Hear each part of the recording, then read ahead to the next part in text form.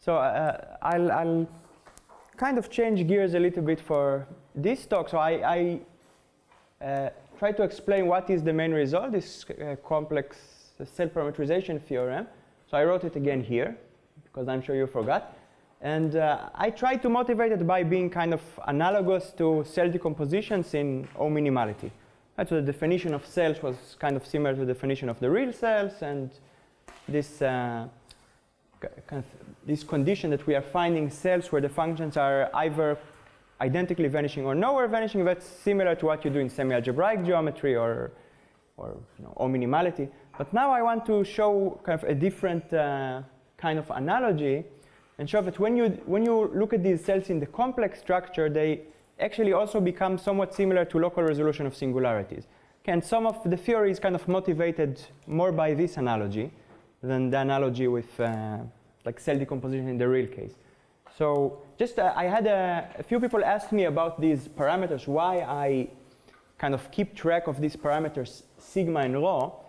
So I wanted to try, I mean, I'll show theorems that kind of motivate what I'll say now, but basically you should think that when you have something like a cell C rho, then C is very small inside C rho. Okay, I mean, C inside C rho has length rho, so it's a small piece. So when I'm saying that I'm making a covering like this with this property, I'm basically saying that I will cover this cell by these cells, but the CJs inside Cj sigma will be small. So it's like I'm saying I'm going to cover my cell with many small pieces. Okay, and that is why as sigma gets smaller, I need more and more pieces. And why when rho is big, I need many pieces. So if rho is big, then the original cell is big, in kind of like a metric sense. So I will need many cells to cover it. And on the other hand, if I try to take sigma small, then I'm covering it by small pieces. So I will need many cells. So this is why these things grow like this.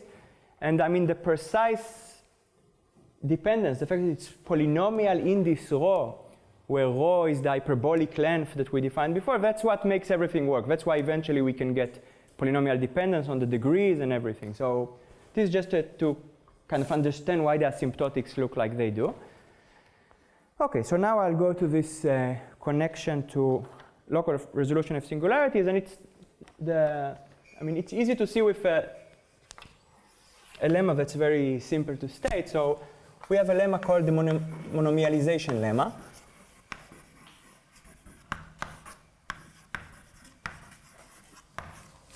And it goes as follows. So I'll take f, a function on a cell. As usual, I take it with some rho extension. And now suppose it goes to C minus the origin. Okay, so if you think about this theorem, that's kind of the interesting case. In this theorem, I'm producing functions where when I pull back f, it's going to be either identically vanishing or nowhere vanishing. So if it's identically vanishing, okay, it's identically vanishing. And in the other case, it's nowhere vanishing, so I actually have a map like this. Okay, and then what the theorem says is that we can write f as some monomial, z to the alpha, times a unit.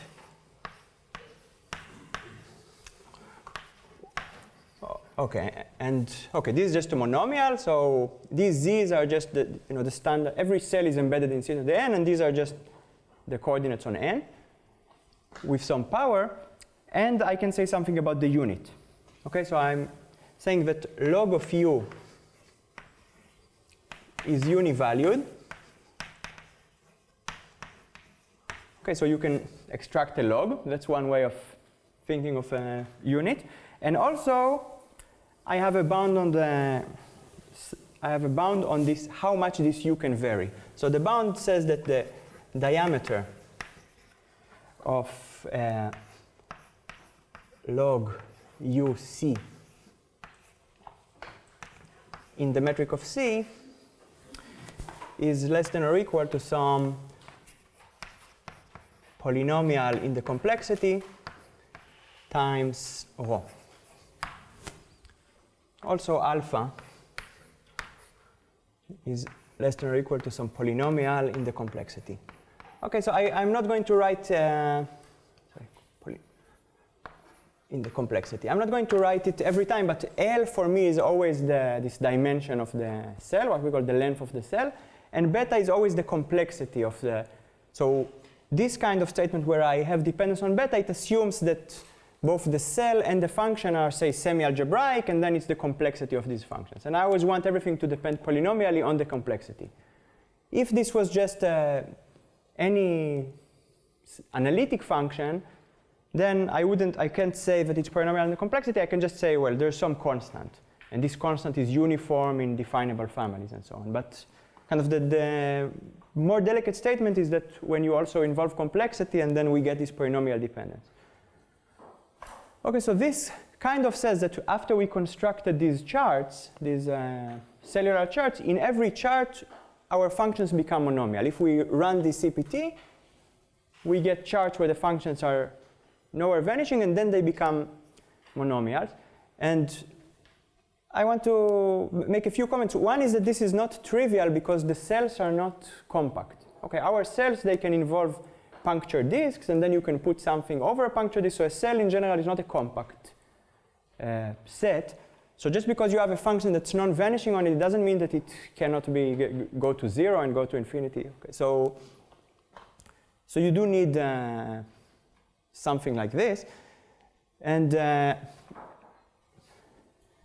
well, the other comment I will make after I show the proof. Okay, so the proof of this is kind of based on the hyperbolic geometry, and that's the first example where we'll see that the hyperbolic geometry of these sets really plays a role, and that's where we get this kind of bounds. Okay, so let me start with just identifying the monomial. Identifying the monomial is very simple. So how will I identify the monomial? I claim that it's basically just a homotopy thing. Okay, so I'm going to look at pi1 of f, and this is going to go from pi1 of the cell. Maybe I should move this. I don't know. Is it okay? Okay, we'll try. So it goes from pi1 of the cell into, no, something wrong. Yeah. Try again. Okay, so it goes from pi1 of the cell to pi1 of c minus the origin. Now, the good thing about these cells is that they're basically a product of disks and annuli. Okay, I mean, they are kind of, the radius of the disk and annuli can move, but basically it's a product of disks and annuli. So this thing is always isomorphic to, or let me say, it's always a subgroup of z to the L.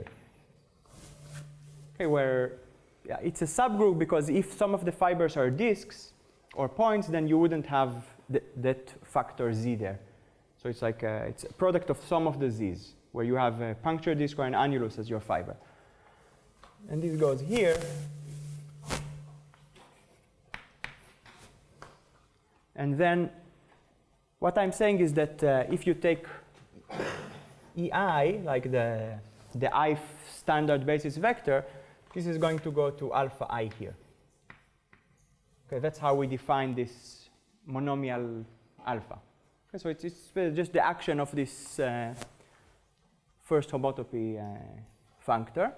So if you define alpha like this, then it's quite easy to see that after you divide by alpha, you will simply have no monodromy.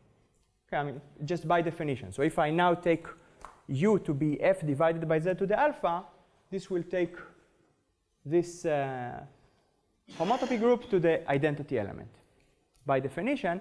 So there will be no monodromy, and log u will be well defined.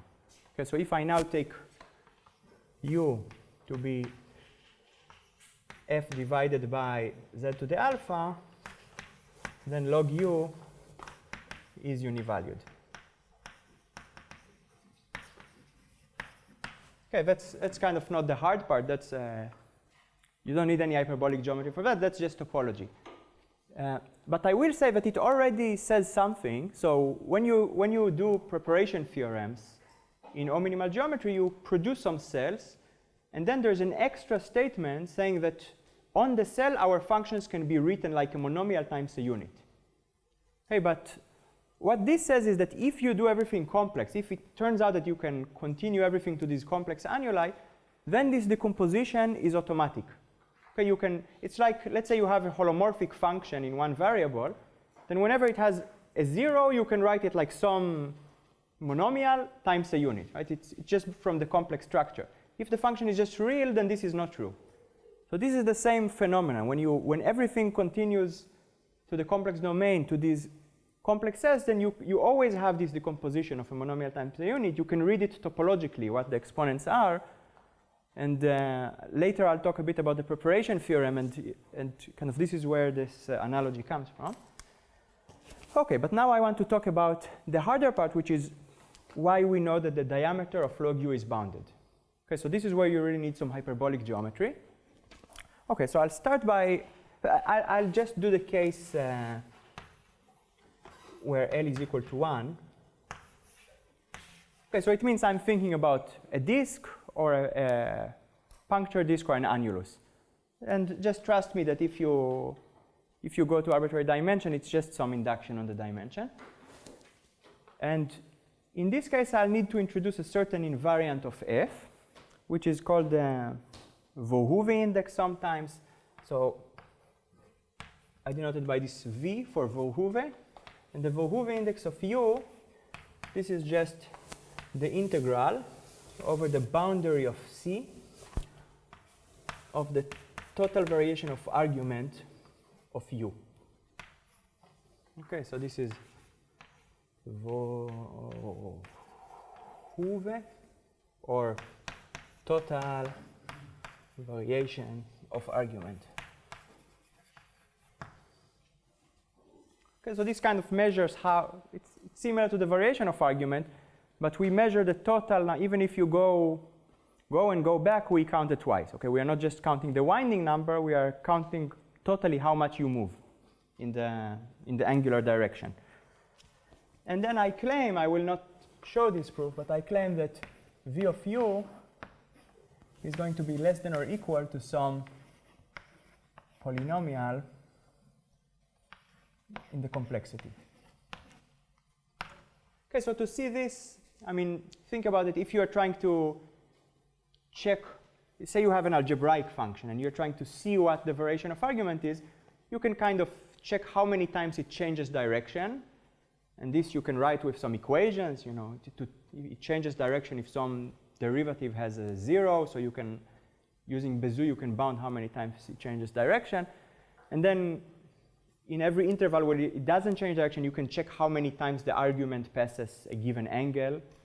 And then, you know, counting these, it will tell you how many times you can rotate in a given direction.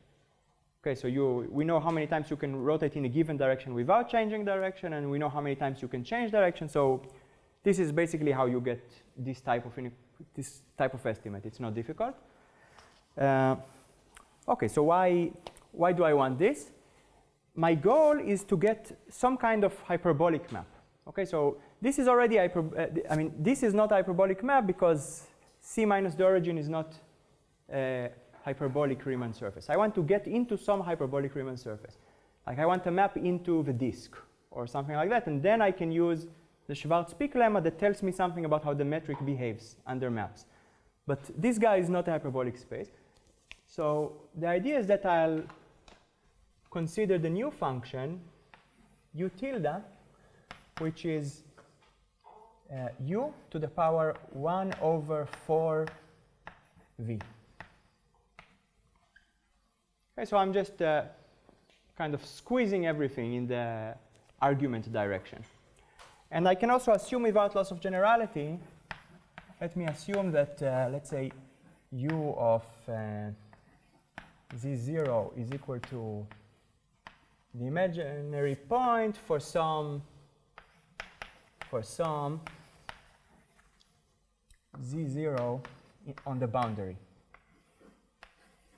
Okay, so this is just a rotation. I can always, this statement is invariant under multiplying f by a scalar. So I can always rotate it so that some point goes to the imaginary unit. And that also doesn't affect this total variation of argument. But now when I do this, I know I have my cell, and the image goes, so I have cell, let's say it's an annulus, never mind, and the image goes here, this point goes to this point. But I also know that the argument doesn't change by more than 1 over 2 pi. Oh, I'm sorry, maybe I should have normalized here. I should have put 1 over 2 pi. Just to really, so after I take u to the power 1 over 4v, I'm not making more than a pi over 2 turn in any direction. So I actually know that this whole annulus will come here. Okay, so it will go into the upper half space, which is a hyperbolic space. Okay, so the conclusion is that this u tilde goes from my cell, even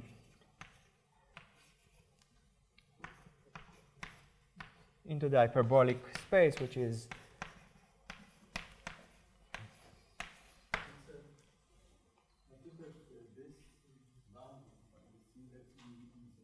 yeah, so I tried to cheat, but I mean, you are too clever for me. So in fact, I should put a little disk in between. Let's say, instead of thinking of C, I'll think of C rho over 2 or something, put another one within, and then work with that one. But it will not change anything. It will only kind of add another constant factor here. But yeah, I was trying to cheat, but OK, so there's some little technical issue under the rug here. OK, but modulo this technical issue, this is basically what you get. And now the idea is to say that, OK, because of hyperbolic geometry, the image of this u is supposed to be small. By the way, I should say that I was only able to define this because I already made sure that u has no ramification. So if u was kind of looping around the origin here, then I wouldn't be able to define this branch. But because the image of the whole fundamental group of C is trivial here, that's why I can choose a univalued branch like this. OK, so the idea would be now that we can just use Schwarzschild to say that the image is small, but that is unfortunately not true. Because the whole point of this, I mean, what I explained in the first lecture, is that the cell is not small with respect to its hyperbolic metric. Only the boundary is small. Okay, if you take, let's say, the annulus inside of its extension, the annulus can become very long. Remember, I had something like log epsilon. It can explode to infinity. Only the sides of the annulus remain bounded. And that is why this kind of shouldn't be enough. But I claim that it actually is enough. OK, so let me formulate it as a lemma. I claim that if we have f from some extension into, say, h,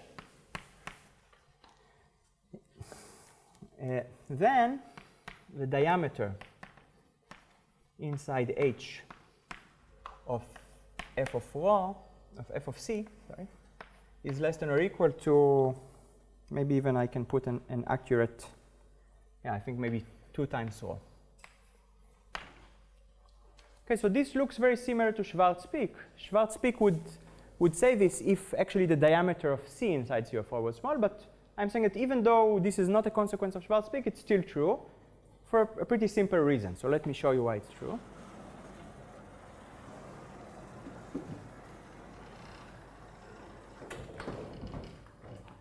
OK, so the difficult situation really is with the annulus. So if we have a disk, then actually the disk is small with respect to its metric. So in all of these statements, the interesting case is the annulus, where the hyperbolic length can explode and only the boundary doesn't explode. So let me consider the case that we have an annulus. So I'll take C equals to some annulus, let's say epsilon 1. So what is the main idea? The main idea is that we have an isoparametric inequality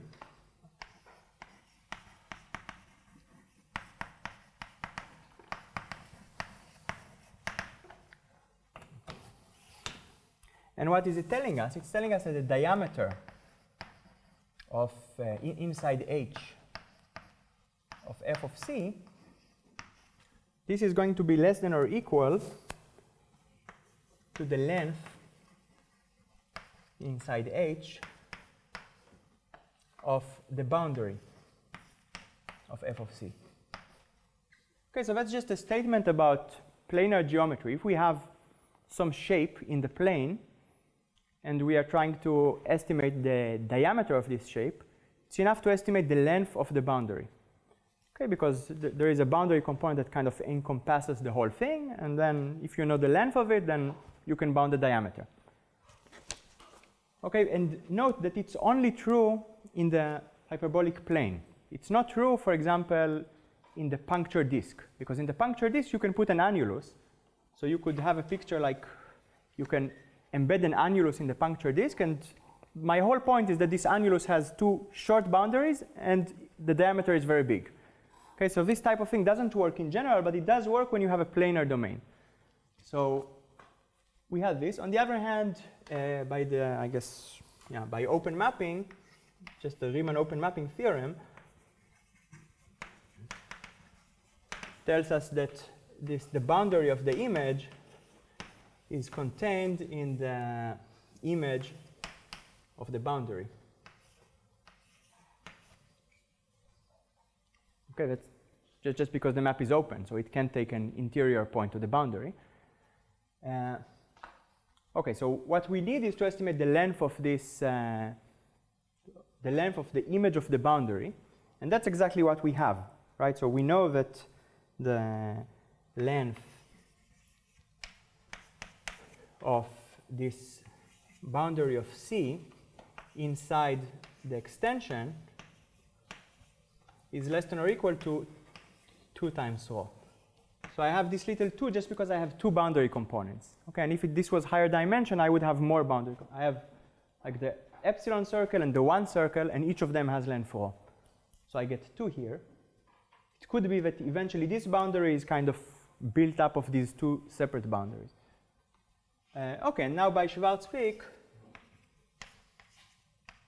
I know that this length in H of the boundary of f of c is going to be less than or equal to the length of the boundary of c inside this extension, which is less than or equal to 2 ohm. Okay, so this is how you prove it. So you see, it still kind of follows quite easily from Schwarzschild, but there is a little twist here.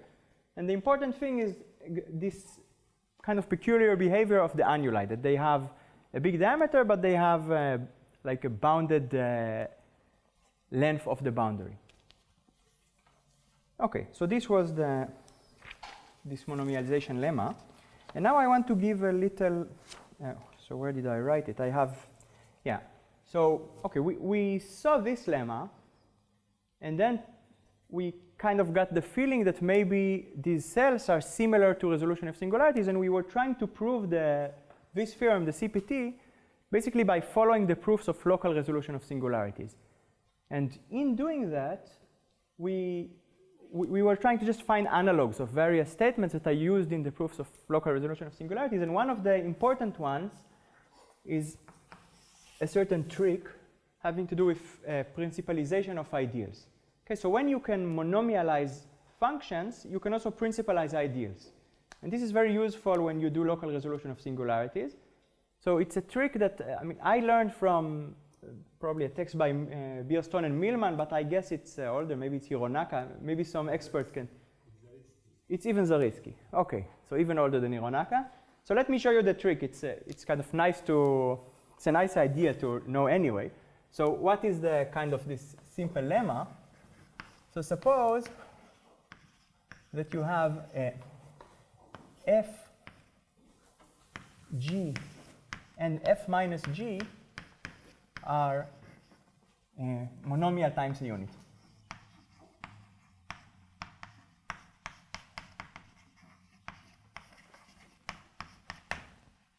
Because even you can do it like locally. So suppose in a ring of germs at the origin, each of these is given by a monomial times a unit. Then I claim that either f divides g, this is my notation for f divides g, or vice versa. G divides f. Okay, and this is very easy to see. So suppose that f and g are both monomials. Let's just pull out the common monomial and forget about it. Then this will be a monomial in one set of variables, and this will be a monomial in the other set of variables. But then f minus g will not be a monomial. I mean, unless one divided the other, and then you're just left with a unit. Okay, so that's basically how you prove this. It's a one-line argument, but it's extremely useful because when you do like inductive resolution of singularities, you try to prove that you can bring divisors to these normal crossings. But then if you've already done that for some simpler case, let's say lower dimension or something, then you can actually principalize ideals now by applying it to, let's say I have an ideal, I'll apply this lemma to all of the generators and all of their pairwise differences. And then I'll know that in every chart that I got, there's this chain of divisions. One first divides the second, divides the third, and so on. So one of them will actually divide all the others, and it will be principal. So what we wanted and what we needed is some kind of analog of this lemma. So let me tell you what is the analog of this lemma. And it might not seem analogous at first, but I'll explain why it is indeed the correct analog. So yeah, let me just find it here. Yeah, so we called it a domination lemma in our paper if you want to look it up. So now I'll consider a function. Well, again, it's defined on some cell. And it will go into C minus 0 and 1. Okay, so this is an even nicer context for doing hyperbolic geometry. Okay, because here kind of my issue, well, up there my issue was that I'm working with C minus the origin, and this is not hyperbolic space. So I needed a certain massaging to get to the hyperbolic situation. Here this is already hyperbolic. Okay, this is like the most classical, well, maybe except for the disk, it's the most classical hyperbolic space. And this is what we consider, and I'm claiming that whenever you have this, well, I mean, this f is, okay, holomorphic.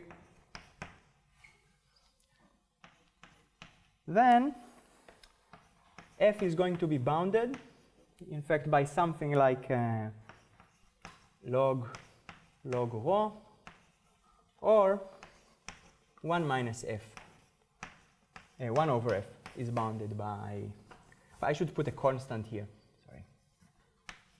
Some constant depending on L times log rho, depending on L times. Okay, I mean, to get this precise thing, maybe you should assume that rho is at least 3 or something, just so that you don't get some negative logarithms or something here. But it's not really important. So I will not really use the precise form of this constant.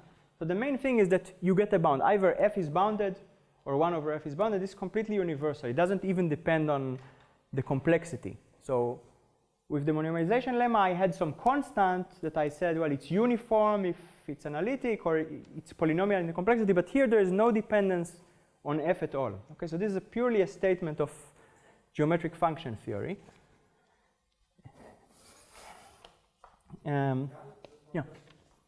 Maybe you said that I didn't hear, but you mean f is bounded on C by these things, right? Not on C rho. Yeah, sorry. So I didn't finish this. So I have this kind of uniformly. So I mean, either this happens or that happens uniformly on C. Thank you. Yeah. So as usual, we can't say what happens when we approach the boundary of 0, but in this small piece, C inside 0, we have these uniform bounds.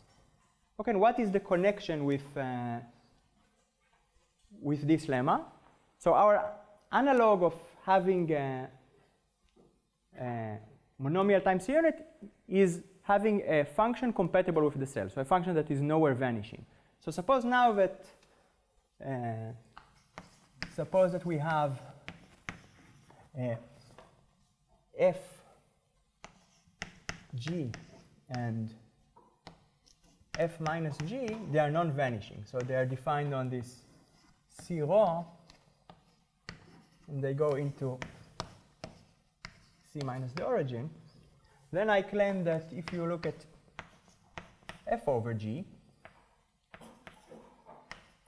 this will be a function that goes from 0 into c minus 0, 1. Okay, because, well, it's not vanishing, it doesn't have a pole, but also f is never equal to g, because I'm assuming that f minus g is non-vanishing. So this will go here, and then what this lemma will say is that f over g should be either f over g is bounded or g over f is bounded. Okay, so it means that f over g is bounded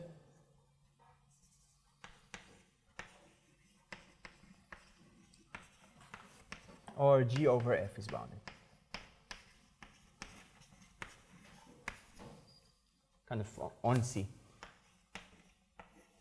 Okay, so it will mean that on C, f divides g or g divides f in this ring of bounded holomorphic functions. And the bound, I mean, it's not just bounded, it's that there is a very universal bound that depends only on the hyperbolic length. Okay, so this is the lemma, and this is why, in fact, we did not know that this lemma is true. We kind of just guessed it by this analogy. So we said if we are to make this analogy work, then some lemma like this should work. And we saw that it works for a disk because, again, the disk is very simple. The disk is small with respect to the hyperbolic metric, so the image of a disk here would have to be small. But with the annulus, it's, again, more complicated because the annulus, it can be big, so it's not immediately clear why the image should be small. But again, there is a way to get it back to Schwarzschild. So let me just show you this reduction to Schwarzschild.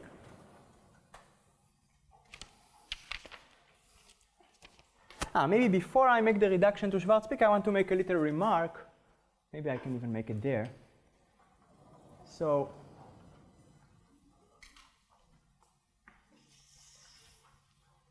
the remark is that as a corollary of this, you can get the great Picard theorem. Okay, so corollary great Picard.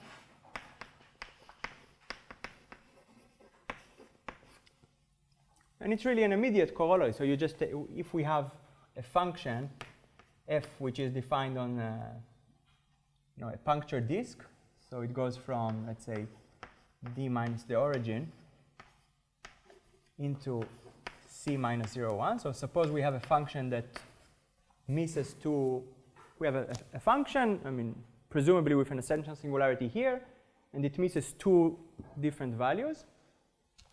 Then the lemma says this should be bounded. F, or 1 over f, is bounded on, let's say, disk of radius 1/2. Because this is a cell. So we have a function on the cell, and then this is an extension of, let's say, the disk of radius 1/2, so it would be bounded on this thing. But then that means, by the removable singularity, that f, or 1 over f, is holomorphic at the origin.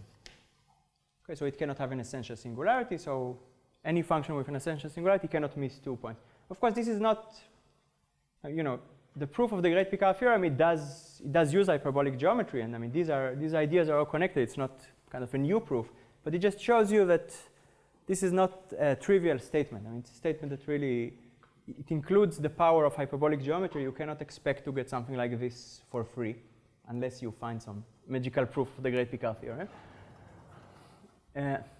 Okay, so now I want to explain how to get this, so how to overcome this problem with annuli having degenerating hyperbolic metric. Okay. Yeah, so again, so I'll do the proof, and again I can just assume, so proof of the domination lemma.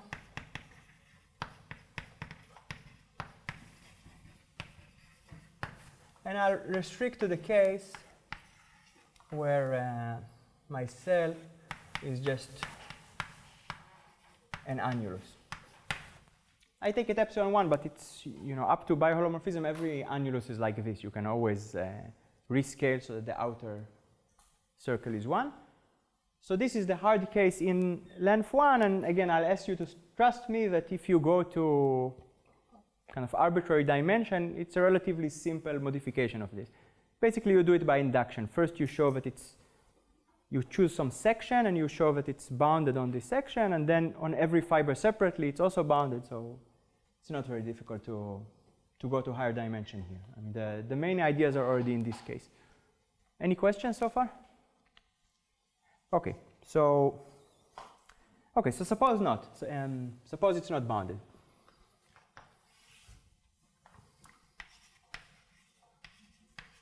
Suppose the contrary. So what does it mean, the contrary? The statement is that either f or 1 over f should be bounded.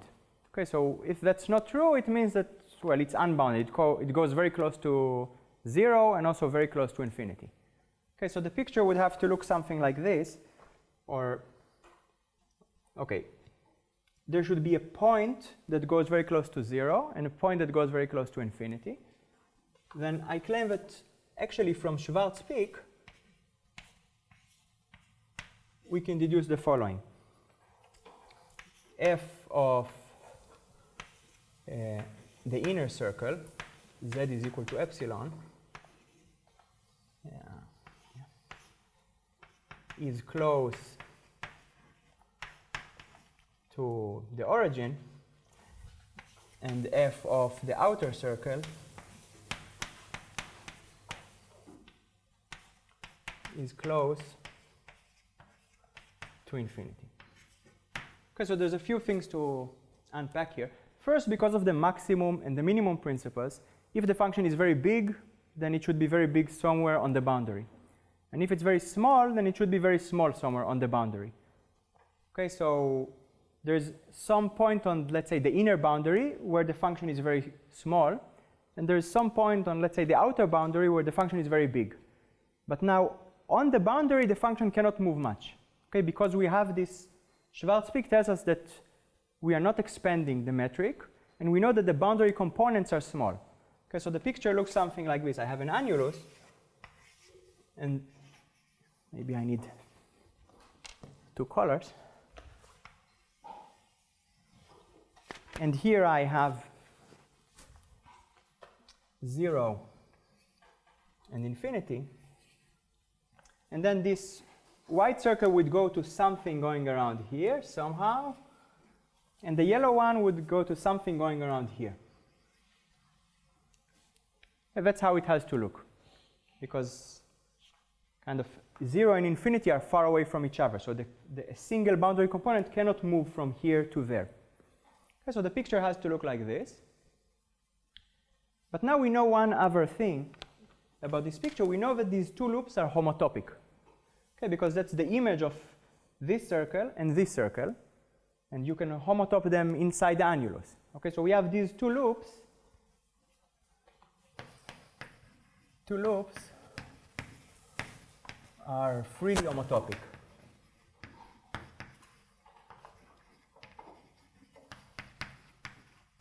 Okay, I don't have a fixed base point, but just in the class of free homotopies, I can go from one to the other. But now, notice that they are freely homotopic not just in C minus 0 and infinity, they are freely homotopic in C minus 0, infinity, and 1. Because I said that the image of my map does not contain 1. So as I homotop them from the inner one to the outer one, I'll never pass through 1. Okay, so I have this picture, two loops that are freely homotopic, but also without 1. And just a simple homotopy computation tells you that they actually have to be trivial. Okay, I mean, if this one goes around 0, then there's no way you'll move it to infinity without crossing 1. So this implies loops are homotopically trivial. Okay, so if I'll repeat this picture for a moment, I had something like this. It goes into, the sphere minus 3 points, 0, 1, infinity. But the image has it has no homotopy here. So that means I can lift it to the universal cover. Okay, so I can actually put the disk or the upper half plane here. This covers this. So this is the universal covering map of any hyperbolic Riemann space by the disk. And this is some lifting that exists. Okay, so I can lift this map to this map. And now I'm back to the planar case. Okay, now I have a map that goes from the annulus into a disk or type of the upper half space. It's the same. So now from my previous lemma, I know that the image here is bounded. Okay, so this is, call it f hat. So the previous lemma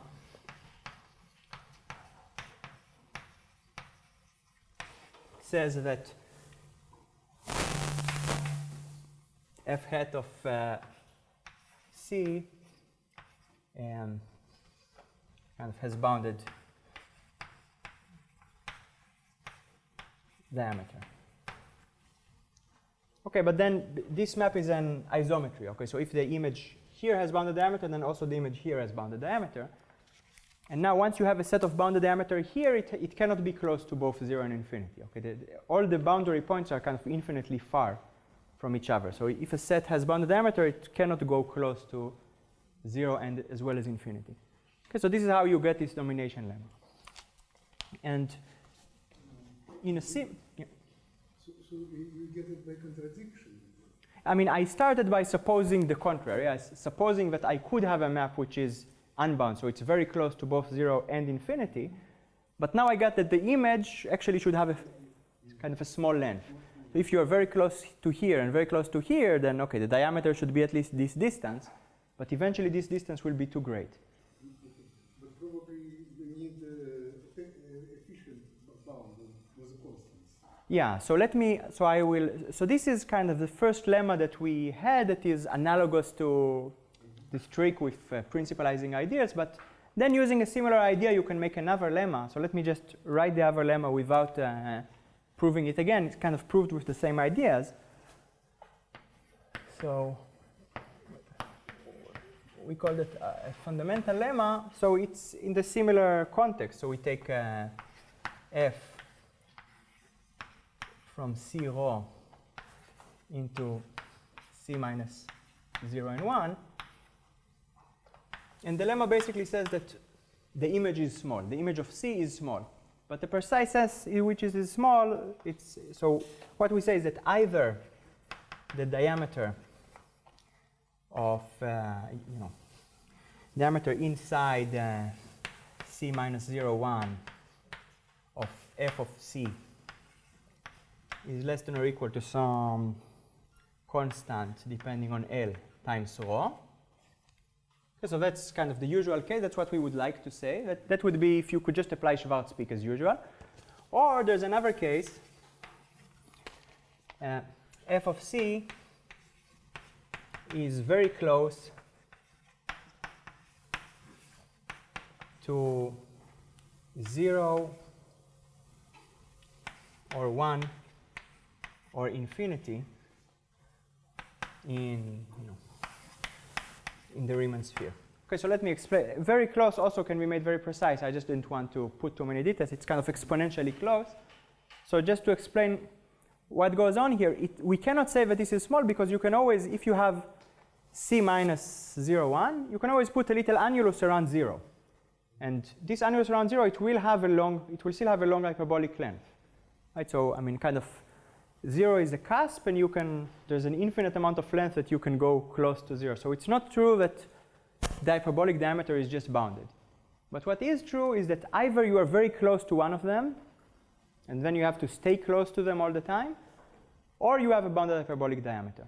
Okay, so this is really the lemma that is effective and that allows us to eventually estimate everything. So I will not be able to show you how we complete the proof in full detail, but what I want to do is kind of convince you that this lemma, these functions into C minus 0, 1, they're very relevant for cell decompositions. That's the surprising thing. I mean, this is kind of, C minus 0, 1, it's a classical thing in hyperbolic geometry. It was studied by Picard and by everybody. But what does it have to do with cell decompositions? That's the question. So I claim that there is a very direct connection, and this connection will exactly allow us to exploit this lemma. Okay, so let me kind of try to say roughly how the proof of the CPT works to the point where we will see why we actually end up with these kinds of functions and why this type of estimate that the lemma gives is relevant for for proving the CPT. Okay, so I'll sketch the proof.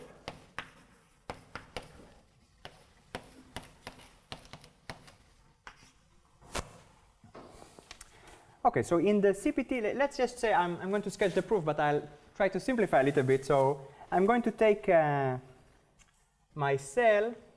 I'll work in a cell which is of this form. So I kind of already break up the final fiber. So this, like in the inductive definition, I'm taking some base times a fiber. The proof will be inductive. So I'll take a function that's defined on this cell, and I'll try to remove, by induction, pass to doing something with the CPT in this lower dimensional cell where I assume that I've already been able to prove it.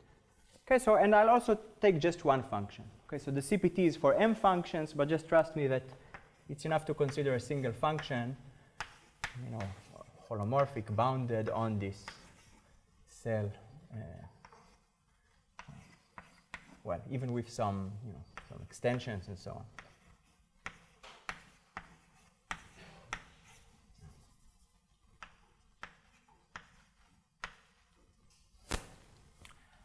Okay, so what's the idea? We have the zero locus of this. We have the cell. Let's say I draw it here. I'll draw it as if it's just a polydisk. But I mean, you should try to imagine a general cell, and I have the zero locus of f. So something like this. I don't know. And I'm trying to now find cells that will be either contained in the zero locus or disjoint from the zero locus. That's the statement of the CPT. So I'm going to write sigma inside C. This will be the ramification locus.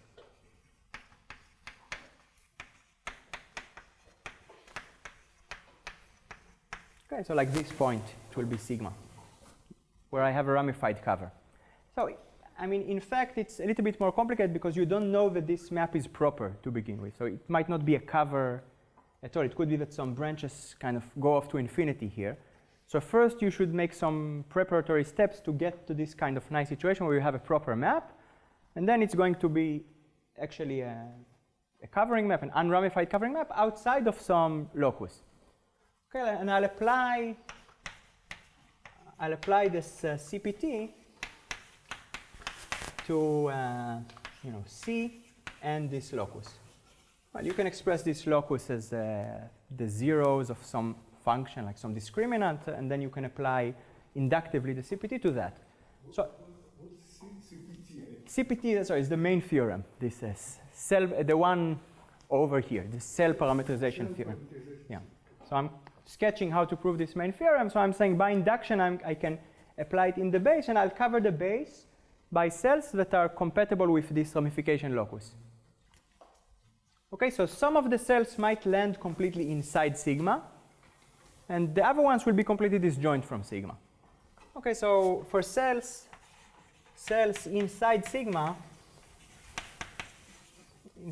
that's basically induction on dimension. I mean, they have to be of smaller dimension.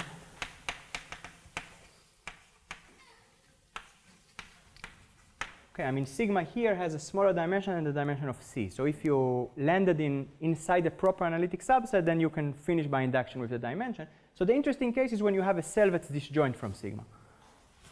Okay, so we are left with cells disjoint from sigma. And that basically means that without loss of generality, we can just assume that sigma is empty. Okay, so I mean, I'm going to now pull back everything to these cells, and in these cells I just have a covering map without any ramification. Okay, so I can kind of go back to my initial setup, but just assume that I have a nice cover without any ramifications. Is it clear?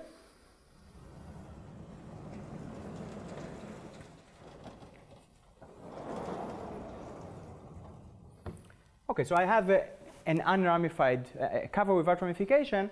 I want to make it even better. I want to make it trivial. So I mean, it's still possible that my base cell could be an annulus. Maybe when you go around, you have some monodromy. I mean, this is some kind of finite cover, but it could have monodromy. But I claim that because pi 1 of C is abelian, that implies that after I pull back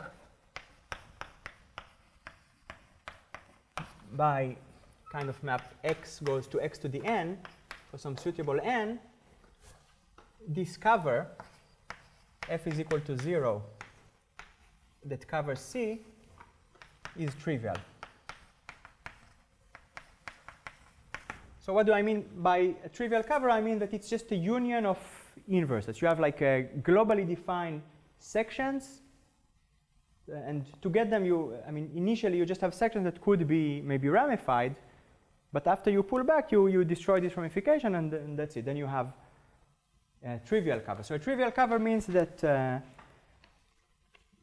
basically means that there exists the sections y1 up to yn that go from C rho into, let's say, C, right, such that my space f is equal to 0 is just the union of graphs, the union over J of the graphs of this yj.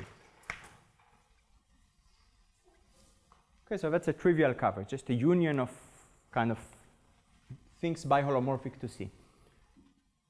And now basically what we want to do is we have this picture over there. We can think that the points are already holomorphic functions of the base, and we are trying to make a cellular decomposition of the fiber. And the difficulty is that this has to kind of remain valid for all the points. So we have points in the fiber, let's say in D. The points are moving, and we want to somehow cover D by disks and annuli in such a way that this will be a cell decomposition for every point in the base. And if the points move, then it will become a problem at some moment. Maybe some points start off close, and you try to surround them by an annulus, but they start to move apart, and then at some moment you have to change your mind and cover them by two different disks. So that's kind of what we are fighting against. And there are very convenient coordinates for doing this kind of decomposition. They are called Fulton-McPherson coordinates. So Fulton-McPherson coordinates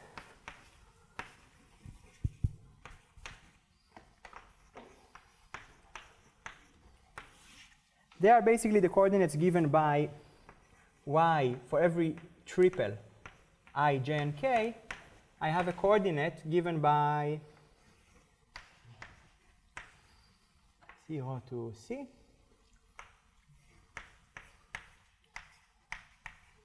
given by the following formula.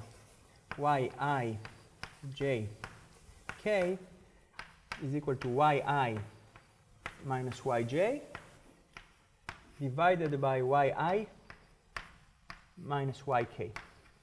Okay, so these are coordinates that show up in a certain classical compactification. So if you have a space of n different points in the plane and you want to compactify it, you can just take a closure, for instance, and then in the end you will see double points or multiply collapsed points.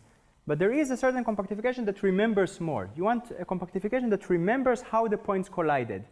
Maybe eventually all points came together, but two of them were coming very, very close together, and the third one was coming slowly closer and closer together. So we want to kind of remember all the relevant configurations between the points, and these are the coordinates that capture it. Okay, so in fact you could take further coordinates with more than three tuppers, but it's not required. So as soon as you know all of these coordinates, you basically remember all the information about how the points collided. And the kind of miracle for us is that these functions happen to go into C minus 0, 1. Why? Because, well, they cannot be 0 because I have this cover. So these are, I have the n different points, and they're always different. So yi minus yj is never 0. For the same reason, yi minus yk is never 0. But also this is never 1, because if it were 1, then yj would be equal to yk. Okay, so these functions go into C minus 0, 1. So these functions don't move a lot by this fundamental lemma. So it means that now we have a cell and we have a fiber. Maybe I'll draw it here. So we have our cell in the base.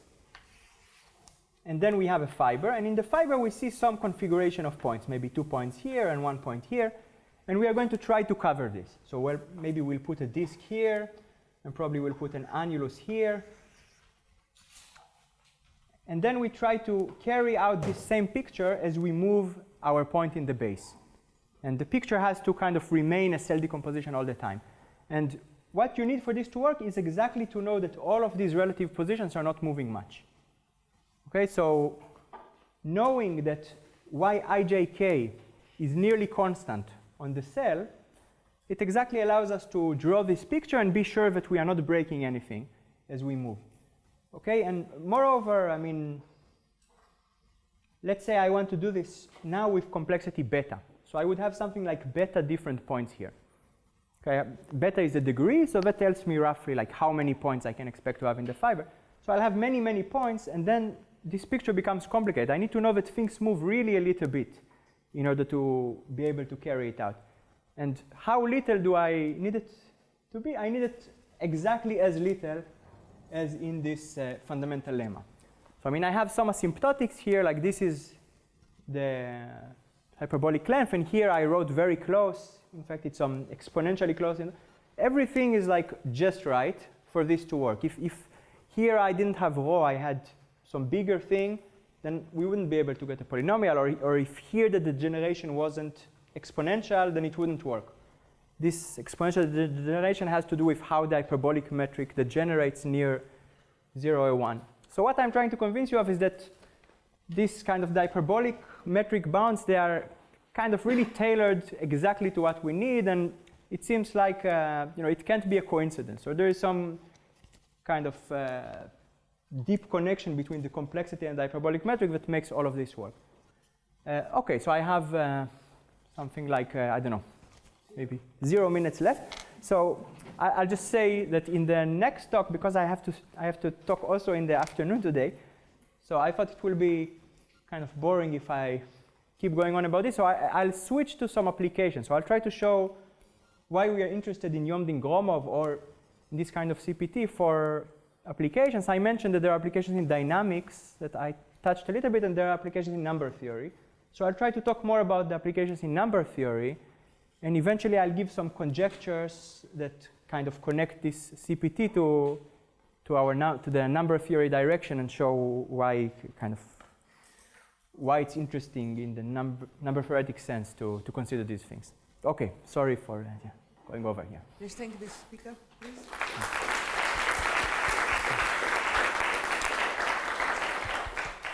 Any questions?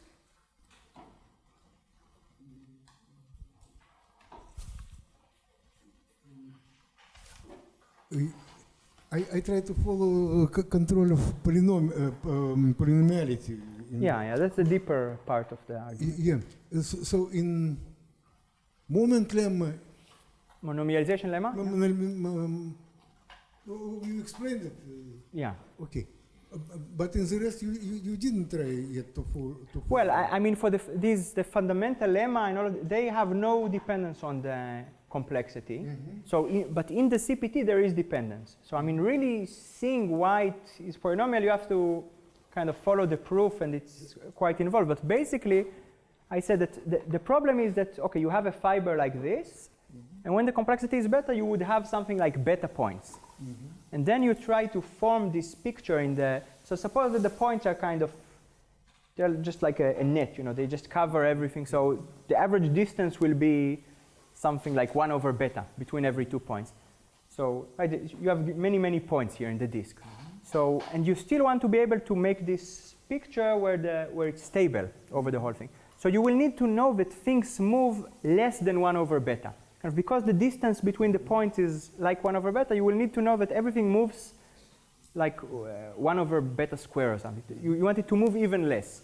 Mm-hmm. So in order for it to move even less, we need to take this, when we apply the inductive CPT, so we are covering the base, we want to say we are covering by cells with a huge extension. Mm-hmm. So that the extension is so big that we know that things move very little. Mm-hmm. So the extension will be taken like 1 over beta square. And then this inductive CPT tells you that the dependence on the extension that you want is 1 over sigma. So to get extension 1 over beta square, you pay like some polynomial in beta square. So it all stays polynomial. So that's roughly why it works. Okay.